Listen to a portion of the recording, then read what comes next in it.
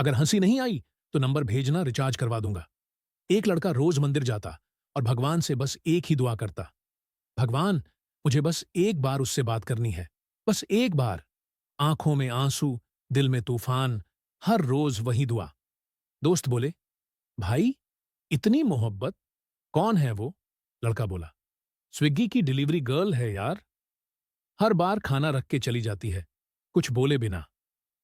मैंने extra tip दी, फिर भी बस थैंक यू। भगवान से पूछो, इतनी दूरी क्यों? मंदिर में पुजारी भी इमोशनल हो गए, बोले, बेटा, दिल से मांगो। अगले दिन क्या हुआ, उसे सुनने से पहले अगर आप इस वीडियो को 3 सेकंड में लाइक और सब्सक्राइब करेंगे तो आपके मम्मी पापा की उम्र 100 साल की हो जाएगी। सुनो, अगले दिन डिलीवरी बॉय आया, लड़की की छुट्टी थी।